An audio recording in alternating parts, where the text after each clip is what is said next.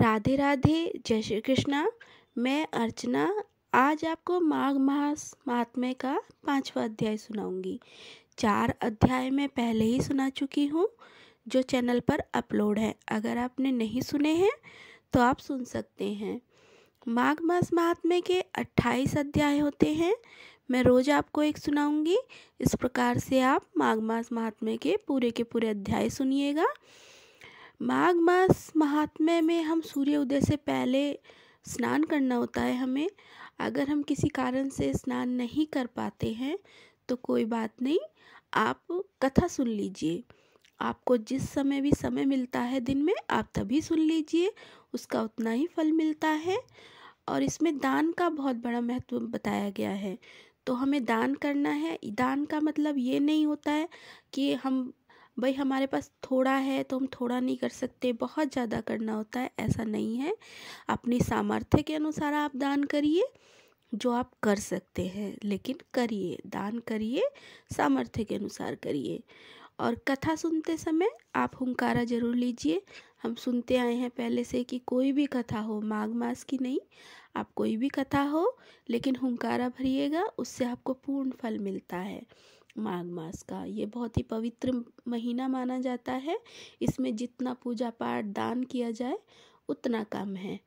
तो मैं आपको रोज एक अध्याय सुनाती हूँ। अगर आपको मेरी कथा थोड़ी भी पसंद आए तो लाइक कीजिएगा, मेरे चैनल को सब्सक्राइब करिए, बेल आइकन प्रेस करिए, इससे आपको नोटिफिकेशन मिलती रहेंगी।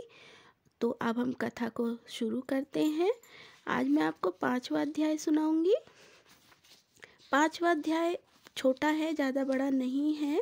इसमें एक विधवा ब्राह्मणी के बारे में बताया गया है कि वो अपने तप से और संगम में स्नान करने से माघ मास में उन्होंने क्या कुछ पाया है, ये सब इसमें बताया गया है। तो हम शुरू करते हैं। श्री भगवान विष्णु देवी सरस्वती जी के चरणों में प्रणाम करते हुए हम माघ मास महात्म्य को शुरू करते हैं।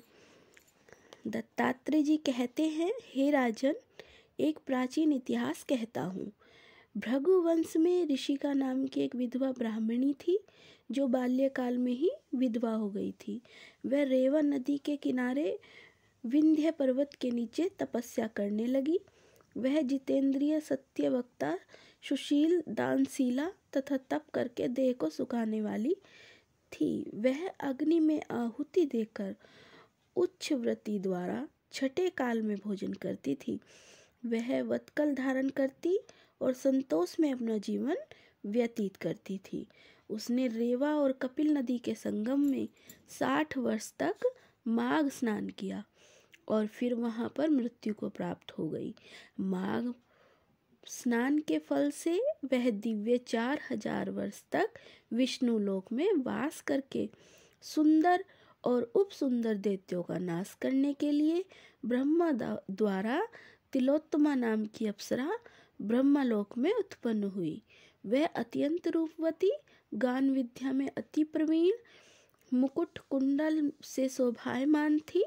उसका रूप, यौवन और सौंदर्य देखकर ब्रह्मा भी चकित हो गए। वह कुमारी तिलोत्तमा रेवा नदी के पवित्र जल में स्नान करके वन में बैठी थी।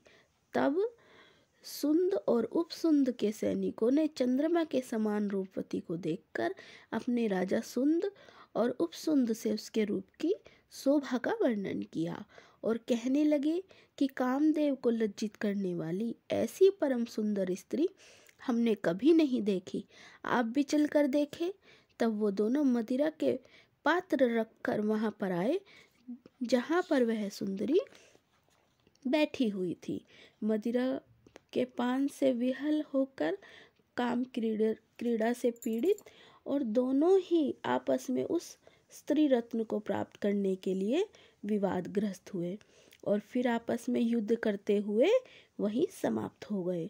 तब उन दोनों को मरा हुआ देखकर उनके सैनिकों ने बड़ा कोलाहल मचाया और तब तिलोत्तमा काल रात्रि के समान उनको पर्वत से गिराती हुई 10 दिशाओं को प्रकाशमान करती हुई आकाश में चली गई और देव कार्य सिद्ध करके ब्रह्मा के सामने आई तो ब्रह्मा जी ने प्रसन्नता से कहा कि हे चंद्रवदनी, मैंने तुमको सूर्य के रथ पर स्थान दिया।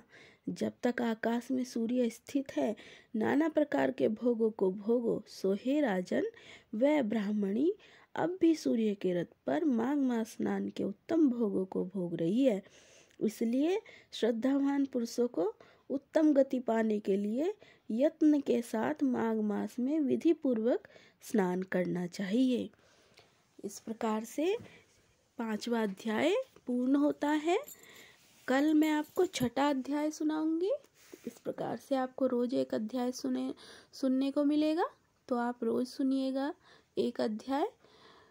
सुनने मात्र से मतलब सारे कष्ट दूर हो जाते हैं। इससे इतना पवित्र महीना माना गया है माघ मास को, तो कथा तो जरूर सुननी चाहिए।